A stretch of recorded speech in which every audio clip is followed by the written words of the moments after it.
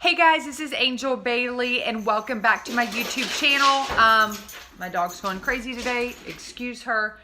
There's a bird outside, but welcome back again.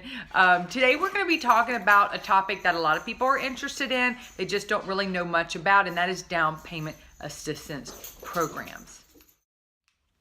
So let's first start with what is a down payment assistance program, and it is basically just what it says. It is assistance with your down payment. It does not cover all of your down payment, and that is something I think people get confused about. So that's something to remember. You do need some money set aside for your down payment, because if you do qualify for assistance, it won't cover all of it. And the second thing we're going to be talking about is where does that assistance come from and what happens to it after you close on your home. So this money is actually going to be attached to your first mortgage in the form of a second mortgage. Some programs you do pay that loan back essentially in the form of interest-only payments on a monthly basis, but the most popular program, you actually do not pay that assisted money down until either after you close on the home or if you refinance. Now, once you do close or refinance, you will owe that second mortgage or that down payment assistance back. So that is something to keep in mind here when deciding whether or not to go with down payment assistance programs. So you may be asking, well, what do I need to do to qualify for a down payment assistance program? And the first thing that is important with these types of programs is credit score. You need a minimum 640 credit score. And the truth is you actually need a higher credit score than that to qualify.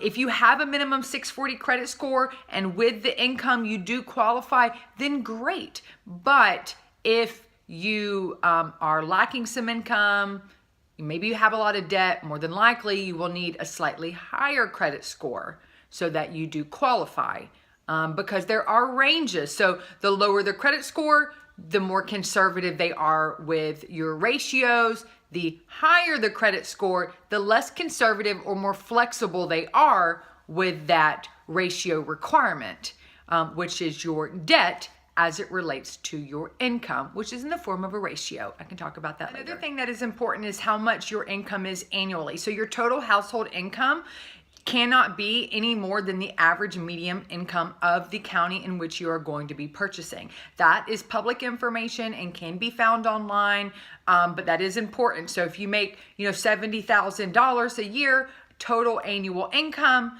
but the average or median income of that county in which you're purchasing is 60, then you would not qualify for a down payment assistance program. All right, that pretty much concludes my video for today about down payment assistance programs. Of course, there's some additional information, and once you give me a call and we start going through your information and the different down payment assistance programs, we can get into more of it in detail. But the truth is most of it's kind of just loan jargon, things that will kind of bore you anyways. So the main takeaways from this video is, number one, a down payment assistance program just gives you assistance towards your down payment.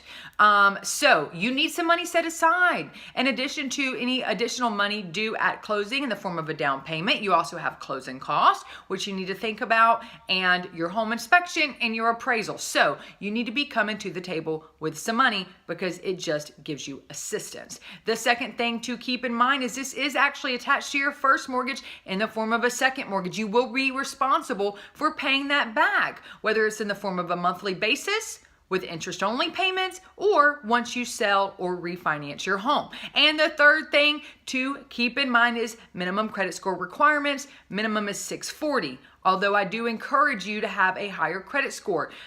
The factors will vary depending on your income, but that minimum to get started is 640, and we can kind of go from there.